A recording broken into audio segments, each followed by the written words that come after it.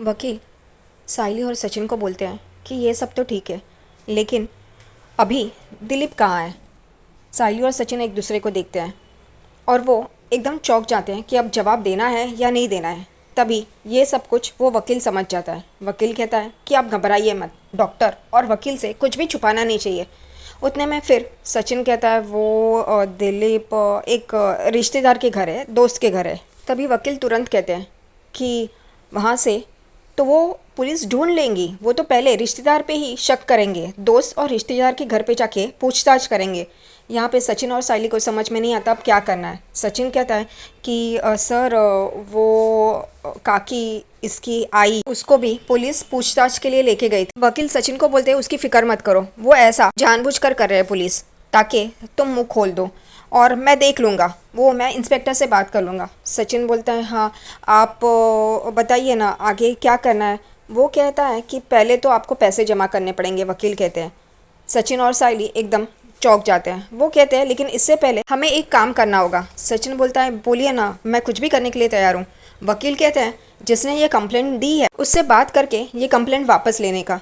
सचिन और साइली एक दूसरे को देखते हैं। सचिन को तो पता है उसने कोशिश की है लेकिन कुछ हो नहीं पाया। सचिन वकील को बोलता है ये सुझाव तो अच्छा है, लेकिन वो बाबा की बाइक को, साइली तुझे क्या लगता है। साइली सचिन को देखती है। तभी फिर सचिन कहता है ये बाबा की बाइक को ये बात करके देखते हैं उससे, लेकिन वो मानेगी या नहीं ये पता नहीं। वकील कहते हैं ठीक है, फिर आप अपने बाबा की बाइक को मेरा मतलब है अपने मदर से बात कर लीजिए, अगर वो मान गई तो ठीक है, वरना फिर हम पैसों की बात करते हैं। सचिन कहता है ठीक है चल साइली।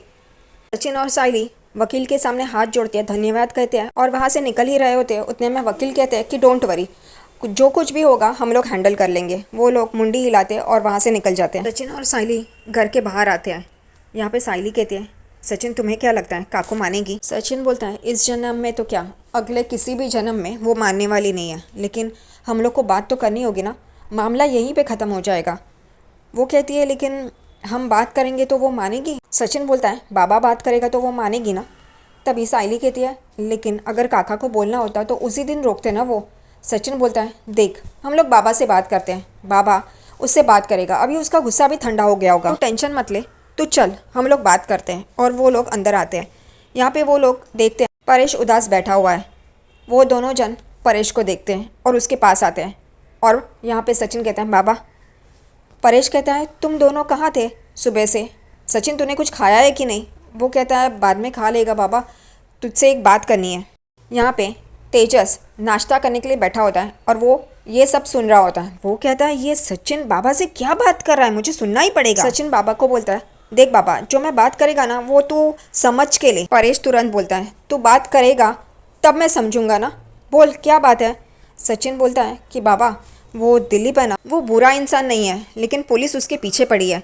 यहाँ पे तुरंत परेश कहता है उसने जो काम किया है उसकी वजह से पुलिस उसके पीछे ही पड़ेगी ना। उतने में साइली बोलती है काका बाड़ू ने जो किया है वो गलत किया है, मैं मानती हूँ उससे गलती हो गई है, लेकिन अगर आप उसे जेल में भेज देंगे तो उसकी पूरी ज़िंदगी ख़राब हो जाएगी। साइली आगे बोलती है मुझे पता है कि मुझे ये बात आपसे करनी नहीं चाहिए, लेकिन उतने में सचिन बोलता है बाबा हम लोग अभी वकील से मिल के आए हैं और वकील ने कहा है कि अगर तेरी बाई को वो केस वापस ले ले तो पुलिस उसके पीछे नहीं पड़ेगी।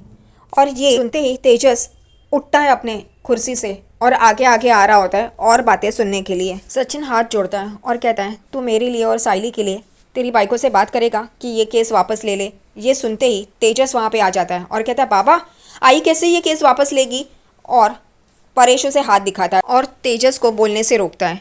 यहाँ पे परेश भी एक नंबर का पागल है।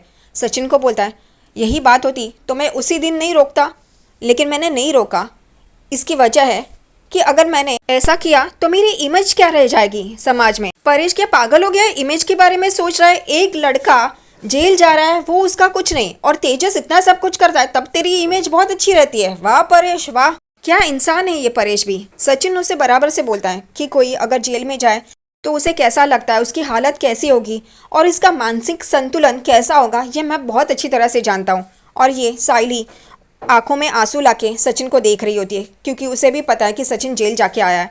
अब परेश को भी इस बात को समझना चाहिए, अगर कोई जेल जाता है तो कैसा लगता है, क्योंकि उसका बेटा सचिन तेजस की गलती की वजह से अंदर गया था। लेकिन नहीं, सचिन परेश को समझाने में लगा हुआ है कि बाबा अगर दिलीप जेल गया तो उसकी पढ़ाई लिखाई सब कुछ खत्म हो जाएगा, उसका करियर, उसकी जिंदगी सब कुछ खत्म हो जाएगी। और ये मैं बहुत अच्छी तरह से जानता है, वो कभी वापस नॉर्मल नहीं हो पाएगा और मेरे से अच्छा कोई नहीं जानता है। बाबा हाथ जोड़ के बेचारा सचिन परेश को बोल रहा होता है, बाबा प्लीज़ तेरी बाइकों से बात करना और ये मामला ख़त्म करना। परेश को इतनी इमेज की पड़ी है तो अपने तेजस को क्यों नहीं भेजता जेल में, और उसको पता है कि सचिन जेल में जाके आया तो सचिन की हालत कैसी थी और उसकी भी हालत कैसी थी, तो वो ये सब समझ सकता है। लेकिन कितना भाव खा रहा है ये बंदा।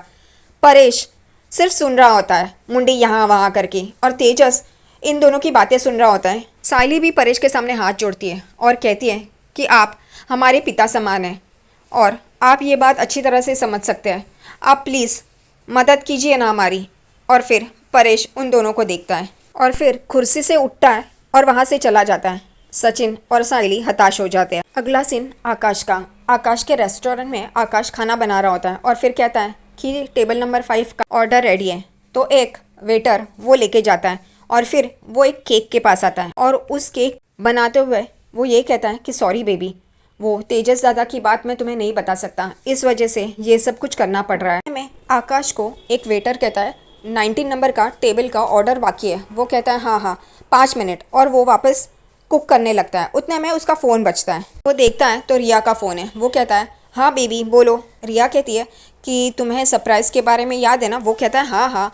यहाँ पे रिया कहती है तुम्हारा सरप्राइज़ रेडी है, तुम जब घर आओगे ना तो तुम एकदम सरप्राइज हो जाओगे। आकाश कहता है ये सुनने के बाद तो मुझे और भी दिलचस्पी होने लगी है कि क्या होगा, मुझे जल्दी से घर आके देखना है। वो कहती है कि तुमने इतना सब कुछ किया है और इस स्ट्रेसफुल माहौल में ये तो बनता है ना। वो कहता है यस यस। रिया आकाश को बोलती है जल्दी आना, डोंट बी लेट। वो कहता है यस। मैं रिया उसे पूछ रही होती है कि तुम सुबह क्या बोल रहे थे वो तेजस का। उतने में उसे नीतू की आवाज़ सुनाई देती है, आकाश कम आउट करके। तभी आकाश कहता है ओके बेबी मैं तुमसे बाद में बात, शायद बाहर कुछ गड़बड़ हो गई है। रिया कहती है गड़बड़ नहीं, वो तुम्हारी। आकाश बोलता है क्या।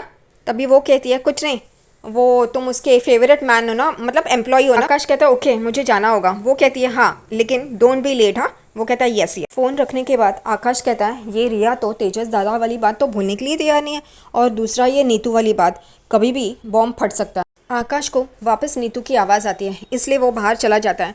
और वो बाहर आता है तो एकदम से चौंक जाता है क्योंकि सब लोग खड़े होते हैं। वो कहता है क्या हुआ, और नीतू उसे कहती है कि आओ यहाँ पे, कॉन्ग्रेचुलेशंस।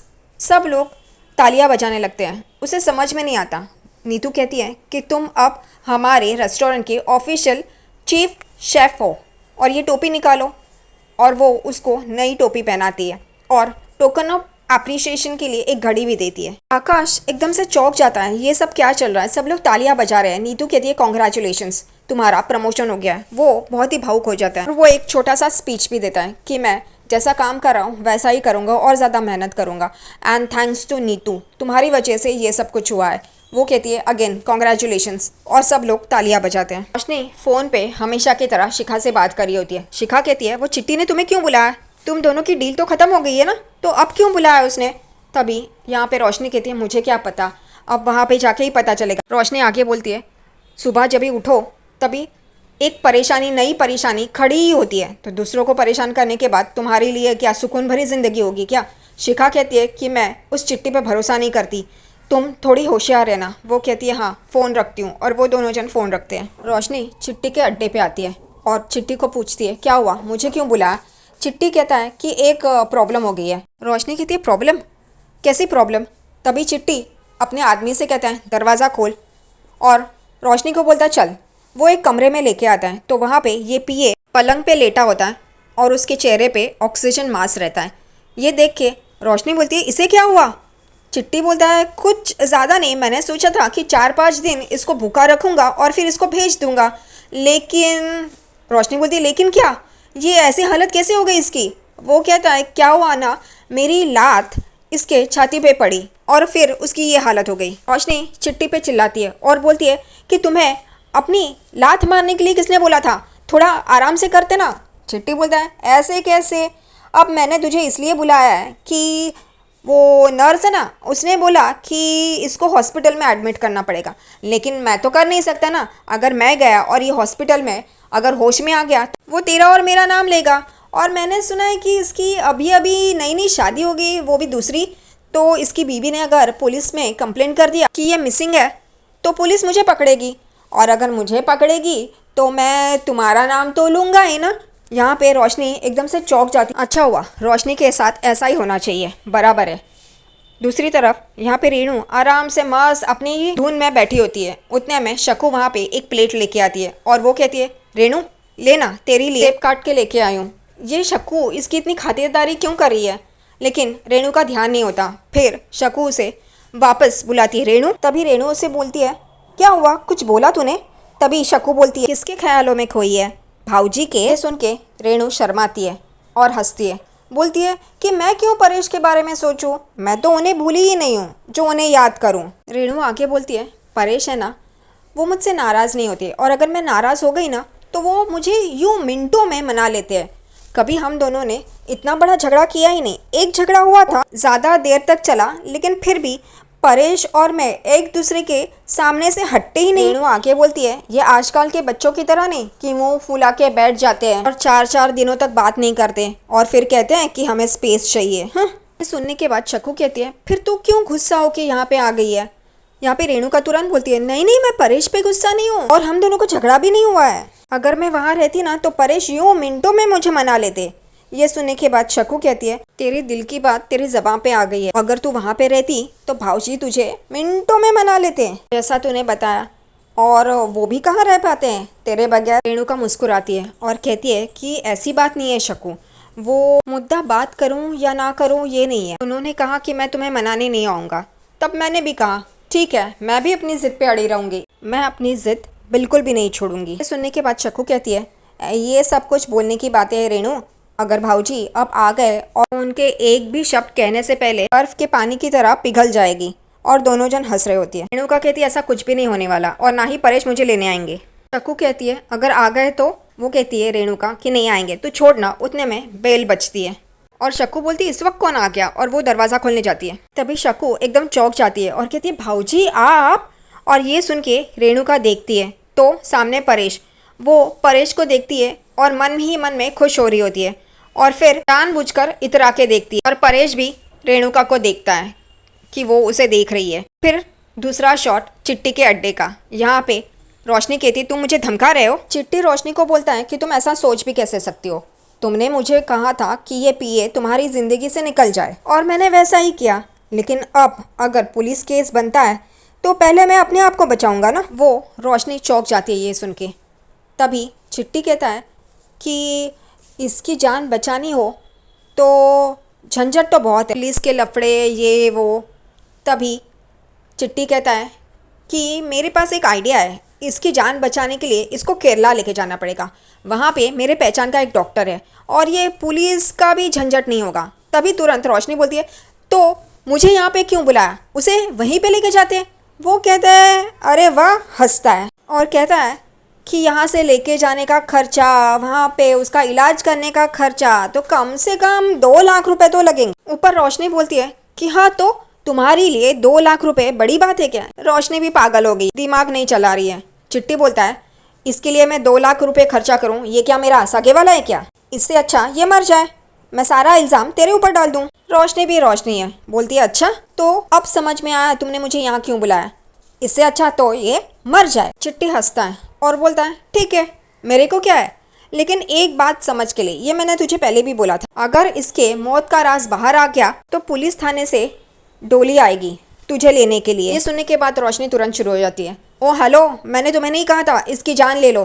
तभी रोशनी को ये चिट्टी बोलता है कि तूने क्या बोला था, क्या नहीं बोला, इससे मुझे कोई फ़र्क नहीं पड़ता, तू मुझे पैसे देगी तो इसकी जान बचाऊंगा, वरना। ये सुनने के बाद रोशनी डर जाती है और बोलती है कि फ़ाइन, मुझे थोड़ा वक्त दो, और वो वहाँ से निकल जाती है। अब बराबर से अटकी है ये रोशनी, ऐसा ही चाहिए इसके साथ। रोशनी के जाने के बाद चिट्टी वो पीए के पास आता है, उसका जो मास्क लगा होता है वो उतारता है और हंसने लगता है। वो पीए भी अपनी आंखें खोल देता है। ये सब कुछ पीए और चिट्टी का ड्रामा है, नाटक है। पीए और चिट्टी दोनों हंसने लगते हैं। पीए कहता है, मैंने कहा था ना वो डर जाएगी, यहाँ पे चिट्टी कहता है कि उससे मेरा ईएमआई निकलेगा, इस वजह से तो तुझे ज़िंदा रखा है। पिए उसे देखता है। तभी चिट्टी कहता है कि वो डर गई है, तूने जैसा बोला है वैसे। तभी पिए कहता है अब जितने चाहे पैसे तू उससे निकाल सकता है। चिट्टी कहता है अब तो सिर्फ ईएमआई ही हुए हैं, अभी पूरा नकद और उस देशमुख परिवार को मुझे सबक सिखाना है, बर्बाद कर दूंगा मैं उन्हें। और दोनों जन एक दूसरे को देखते हैं। साइली वापस कल की तरह फूलों की माला बना रही है और सोच रही है, टेंशन में है। तभी रिया अपने कमरे से बाहर आती है और देखती है कि साइली वहीनी तो टेंशन में है। वो बेचारी खड़ी रह के यही बोलती है कि साइली वहीनी कितनी स्ट्रेस में है, कब ये इनका ये स्ट्रेस जाएगा पता नहीं। जानबूझकर रिया साइली वहीनी के पास आती है और कहती है वहीनी। साइली देखती है, रिया कहती है वहीनी मुझे ना आपसे एक बात करनी थी। आज ना मेरी और आकाश की फर्स्ट मीट एनिवर्सरी है, तो मुझे ना उसे एक गिफ्ट देना है। यहाँ पे साइली खुश होती है, बोलती है अच्छा ये तो बड़ी अच्छी बात है। उसके चेहरे पे स्माइल आती है। तभी रिया मन में कहती है कम से कम इस बात से तो साइली वहीनी के चेहरे पे इतने दिनों के बाद स्माइल तो आई। वो कहती है कि मुझे समझ में नहीं आ रहा है कि मैं उसे क्या दूँ, मैं बहुत सिली सिली बातें सोचती हूँ। यहाँ पे साइली कहती है ऐसा कुछ भी नहीं है, तुम बहुत अच्छा सोचती हो। रिया कहती है मुझे ना आपको वो दिखाना है, चलिए ना प्लीज़। और वो साइली को अपने कमरे में लेके जाती है। दूसरी तरफ रेस्टोरेंट में आकाश वो केक जो उसने रिया के लिए बनाया होता है वो देख के बोलता है थोड़ी देर हाँ और रिया प्लीज़। और उतने में वहाँ पे किचन में नीतू आती है, अपने स्टाफ से बात करती है और जा रही होती है। उतने में वो केक देख लेती है और नीतू बिना कुछ सोचे समझे वो टेस्ट करती है और कहती है वाओ इट्स यमी। आकाश देखता है और बोलता है नहीं नहीं वो मत खाओ, लेकिन ऑलरेडी 2 चम्मच तो नीतू ने खा ही लिए। वो कहती है आकाश यमी, तुम जो भी बनाते हो ना बहुत ही डिलीशियस होता है, इस वजह से तो हमारे रेस्टोरेंट का नाम है। और फिर आकाश की शक्ल देखने जैसी होती है। उसने ये सब कुछ रिया के लिए किया और नीतू बीच में हमेशा की तरह आ गई। वो कहती है कि तुम्हें प्रमोशन मिला है तो उसका सेलिब्रेशन तो बनता है ना। आकाश उसे एकदम देखने लगता है। नीतू कहती है कि जल्द से जल्द बाहर आ जाओ, टीम मीट है। वो कहती है ये सब रहने दो, बाहर सब लोग तुम्हारा इंतज़ार कर रहे हैं। और वो जा रही होती है और बेचारा आकाश उस केक को देख रहा होता है। उतने में वो वापस नीतू रुक जाती है और उसे आकाश को बोलती है कि मुझे तुमसे ना कुछ बातें डिस्कस करनी है, तो शिफ्ट के बाद हम लोग बात करेंगे। और वो वहाँ से जाती है। यहाँ पे आकाश बोलने ही जा रहा होता है कि मैं शिफ्ट के बाद, क्योंकि उसने रिया को कहा होता है कि मैं जल्द से जल्द घर आऊँगा और उनका सरप्राइज़ होता है, इस वजह से अब आकाश फंस गया। रिया साइली को लेके कमरे में आती है। यहाँ पे साइली कहती है तुम जो भी आकाश के लिए करोगी अच्छा ही करोगी। रिया उसे कुछ दिखाती है। साइली वो देखती है और चौंक जाती है। रिया ने बहुत ही अच्छा स्केच बनाया है आकाश और उसका। और ये देख के साइली कहती है कि रिया ये तुमने बनाया? वो कहती है हाँ, लेकिन पता नहीं आकाश को अच्छा लगेगा या नहीं। यहाँ पे साइली कहती है उसे क्यों नहीं अच्छा लगेगा। तभी रिया कहती है एक और सरप्राइज़ है, और वो एक इन्वेलप देती है। साइली उसे खोलती है तो वो कहती है तुमने उसके लिए लेटर लिखा है? वो कहती है हाँ वही नहीं, लेकिन वो ना आकाश सरप्राइजेस देने में बहुत ही अच्छा है और मैं और क्या कर सकती हूँ। यहाँ पे साइली रिया को कहती है कि तुम्हें पता है इन सब में ना सचिन बहुत ही बुरा है, लेकिन उसे पता है कि मुझे खुश कैसे करना है। कभी वो अपने हाथों से चाय बना के, कभी मुझे जो हलवा पसंद है वो ला के, और तुम्हें पता है ना मेरे जन्मदिन पे उसने मुझे नथ ला के दी थी। रिया कहती है यस वैनी मुझे पता है। वो कहती है ऐसी छोटी छोटी बातों में ना मैं खुश हो जाती। रिया बहुत ही गौर से साइली वैनी को देख रही होती है। फिर रिया कहती है लेकिन मैं और कुछ करना चाहती हूँ, आप मुझे हेल्प करोगी? साइली उसके पास देखती है। तभी रिया कहती है कि मैंने कुछ सोचा है, मैं प्लान कर रही हूँ, लेकिन उसमें आपकी मदद लगेगी, आप करोगे ना? साइली हाँ कहती है। तभी रिया कहती है आप उस ड्रॉर में एक चीज़ रखिए, वो आप प्लीज़ लाएंगे? साइली वो ड्रॉर की तरफ आती है, वो ड्रॉर खोलती है और वो निकालती है। तभी वो देख के एकदम चौंक जाती है, क्योंकि रिया ने साइली वहीनी के फैमिली का भी स्केच बनाया होता। और ये देख के साइली एकदम चौंक जाती है और रिया साइली वहीनी को देख रही होती है कि उसकी रिएक्शंस क्या है, उन्हें क्या लग रहा है, उनको खुश करना है। रिया बेचारी अपनी तरफ से साइली वहीनी को सपोर्ट कर रही होती है, उनको खुश रखने की कोशिश कर रही होती है। साइली बस उसे देखती रहती है।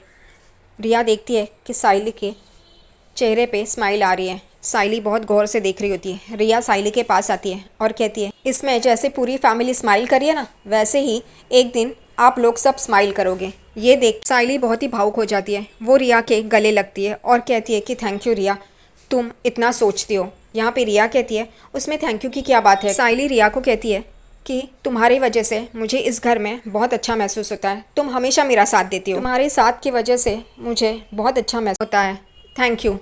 वो कहती थैंक यू क्या वहीनी, और एक दिन ये सब कुछ ठीक हो जाएगा, डोंट वरी।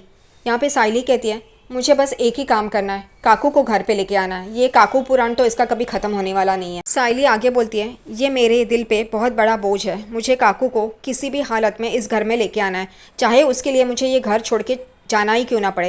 रिया बराबर साइली को जवाब देती है। रिया कहती है आप ये घर छोड़ के क्यों जाओगे, और ये आंटी की बात है ना, तो आंटी को समझना चाहिए ये चाइल्डिश बिहेवियर कैसे कर सकती है, और अगर आप इस घर से गई तो उनकी विक्ट्री हो जाएगी, और आप ऐसा चाहते हो कि वो जो बोल रही है वो सही है। साइली उसे देखने लगती है। यहाँ पे रिया कहती है अंकल गए हैं ना उनसे बात करने के लिए, तो डोंट वरी सब कुछ ठीक हो जाएगा। अब ये साइली को कौन समझाए, कोई भी समझाए साइली के पल्ले नहीं पड़ता है, तो क्यों टाइम वेस्ट कर रहे हैं। परेश शकू के घर में आता है, अंदर आता है। तभी यहाँ पे शकू कहती है भाऊजी आपको ना 100 साल जियोगे, आप ही की बात कर रहे थे। यहाँ पे परेश भी मजाक करता है, कहता है मैं तो सोच रहा था कि 125 साल जियो, लेकिन 100 साल भी कुछ कम नहीं। रेणुका हंसती है, बोलती है क्या परेश कैसे हो। वो कहता है कैसा हो सकता हूँ, अच्छा नहीं हूँ, मुझे तुझसे बात करनी थी। उतने में शकू कहती है रेणु तुम दोनों बात करो, मुझे कुछ सामान लेना है, इसलिए वो वहाँ से चली जाती है। यहाँ पे परेश उसे बैठने के लिए बोलता है रेणुका को, और वो प्लेट देखता है फल की। मुझे लगा था कि तू यहाँ पे परेशान होगी, लेकिन दिखने से तो ऐसा लगता है कि तू यहाँ पे खा पी के मस्त है। और रेणुका को पूछता है कैसी है रेणु तू। वो कहती है परेश। तभी परेश वो इशारा करता है प्लेट की तरफ। तभी रेणु देखती है और बोलती है ये तो शकू लाई थी खुद के लिए खाने के लिए। तभी परेश कहता है इतना, वो शकू खुद खाएगी अकेले। वो कहता है नहीं नहीं, और हंस रहा होता है। उतने में रेणु गुस्से से उसको देखती है। तभी परेश कहता है हाँ हाँ तू कह रही है तो हो सकता है। तभी फिर रेणु कहती है तुम क्या चाहते हो परेश, अगर मैंने घर छोड़ दिया है तो खाना पीना भी छोड़ दूँ। परेश कहता है मैं ऐसे कहाँ बोल रहा हूँ, देख रेणु तू यहाँ खुश है तो मेरे लिए उतना ही काफ़ी है। रेणु कहती है हाँ ठीक है, बातें मत बनाओ। और तुम यहाँ पे क्यों आए हो, अगर तुम यहाँ पे मुझे लेने आए हो तो मैं पहले ही बता दूँ, मैं यहाँ से कहीं नहीं जाऊँगी। परेश कहता है मैं क्यों चाहूँ कि तू अपनी मर्ज़ी के खिलाफ़ करे, तभी भी मैंने कहा था जब तू घर छोड़ के जा रही थी कि अपना घर छोड़ के मत जा, लेकिन तू खुद अपनी मर्ज़ी से यहाँ आई है तो अपनी मर्ज़ी से ही वापस आएगी ना। और रेणुका एकदम गुस्से से परेश को देखती है। फिर रेणुका बोलती है तो तुम यहाँ क्यों आए हो परेश। तभी परेश कहता है देख रेणु मैं चाहता हूँ कि तूने जो दिलीप के खिलाफ़ कंप्लेंट लिखी है वो वापस ले ले। रेणुका भड़क जाती है, बोलती है क्या, मुझे लगा था तुम्हें मेरी फिक्र है, मेरी चिंता है, इसलिए तुम मुझे वापस लेने आए हो, लेकिन यहाँ पर तो तुम। परेश रेणुका को समझाने की कोशिश कर रहा होता है कि दिलीप नादान है, मैं मानता हूँ कि उसने गलती की है, लेकिन वो बच्चा है, नादान है, छोड़ दो ये जिद।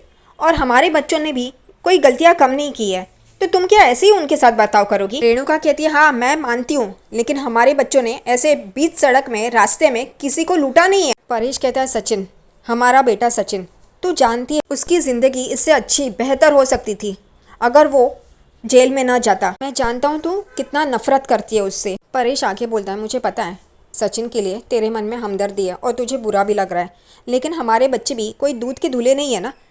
अब तेरा लाडला तेजस, उसने मेरे रिटायरमेंट 27 लाख रुपए लेके भाग गया, तो हमने क्या उसे जेल में भेज दिया था, नहीं ना। रेणुका कहती है तुम मुझे क्या ये सुनाने के लिए यहाँ पे आए हो। वो कहता है नहीं, मैं तुझे ये सुनाने के लिए नहीं समझाने के लिए आया हूँ। कोई भी माँ बाप अपने बच्चों को ऐसी शिक्षा ऐसी परवरिश नहीं देते हैं, वो गलतियाँ करते हैं, लेकिन हम उन्हें ऐसी सज़ा नहीं देते जिनसे उनकी ज़िंदगी ख़राब हो जाए। परेश कहता है तुझे पता है दिलीप के सर पे उसके बाप का हाथ नहीं है, वो पहले से ही परेशान है, तो तू क्यों और उनको परेशान करना चाहती है, तू क्यों उसे जेल में भेजना चाहती है। रेणुका बोलती है क्योंकि तभी मेरे मन को शांति मिलेगी। आगे बोलती है कि जिसने मेरे साथ गलत किया है उसके साथ गलत हो तभी मैं खुश हो जाऊंगी। परेश बोलता है इससे तुझे खुशी मिलेगी, तुझे खुशी कब तक मिलेगी, एक दिन, एक हफ्ता, एक महीना, एक साल। देख रेणु तेरी खुशी के लिए तो किसी और परिवार का सुख चैन दांव पे नहीं लगा सकती। परेश कहता है अच्छी तरह से सोच, जब ये बात तेरी समझ में आएगी ना तो तू कभी खुश नहीं रह पाएगी। रेणुका कहती है तो तुम क्या मुझे श्राप देने आए हो। वो कहता है श्राप देने नहीं आया हूँ, समझाने आया हूँ। रेणुका कहती है तो उस दिन तो तुम बड़ा कह रहे थे गलती की सज़ा तो मिलनी ही चाहिए, तो अब क्या हो गया परेश। वो आगे बोलती है अच्छा वो फूल वाली और सचिन ने तुम्हारी बुद्धि भ्रष्ट की है। परेश कहता है मेरी बुद्धि किसी ने भी भ्रष्ट नहीं की है, तुझे अच्छी तरह से पता है, जो मेरी अंतरात्मा कहती है वही मैं करता हूँ। रेणु कहती है तब तुम्हारी अंतरात्मा कहाँ गई थी जब मैं तुम्हारा साथ मांग रही थी परेश? मैं मना कर रही थी परेश कि उस फूल वाली को हमारे घर की बहू मत बनाना। तब कहाँ गई थी तुम्हारी अंतरात्मा? परेश कहता है तू ये भी जानती है कि जब से साइली हमारे घर में आई है तब से हमारे घर का पूरा चेहरा ही बदल गया है। साइली के आने के बाद सचिन भी सुधर गया है और अच्छी राह पे चलने लगा है। तुझे पता है ना पहले वो कैसे शराब में धूत होता था। यहाँ पे रेणुका कहती है अच्छा तो उसमें भी मेरी गलती है कि वो पहले शराब पीता था। तुम उसके लिए मुझे क्यों सुना रहे हो आज? परेश कहता है मैं सुना नहीं रहा हूँ, मैं सिर्फ बता रहा हूँ जो साइली ने किया वो तुझे करना चाहिए था। देख रेणु, दिलीप भी सुधरने की कोशिश कर रहा है। आज तूने उसे रोक दिया ना तो वो वापस वहीं जाएगा जहाँ से वो मुश्किल से वापस आया है। और तूने सुना है ना मेरी आई हमेशा क्या कहती है कि अगर हम किसी और की गलती माफ़ कर दें तो भगवान भी हमारी एक एक गलती माफ़ कर देता है। मैं ऐसा नहीं कह रहा हूँ कि उसे माफ़ कर दे, लेकिन सिर्फ ये कह रहा हूँ कि उसे और एक मौका दे दे। परेश कहता है प्लीज़। तभी यहाँ पे रेणुका 1 मिनट के लिए सोचती है और बोलती है ठीक है मैं ये केस वापस लेने के लिए तैयार हूँ। परेश खुश हो जाता है, लेकिन फिर रेणुका कहती है मेरी भी एक शर्त है। परेश बोलता है शर्त? वो कहती है हाँ, मैं ये केस तभी वापस लूँगी जब वो फूल वाली साइली हमारा घर छोड़ के चली जाएगी। परेश कहता है रेणु? तभी वो कहती है मैं उसके साथ नहीं रहना चाहती।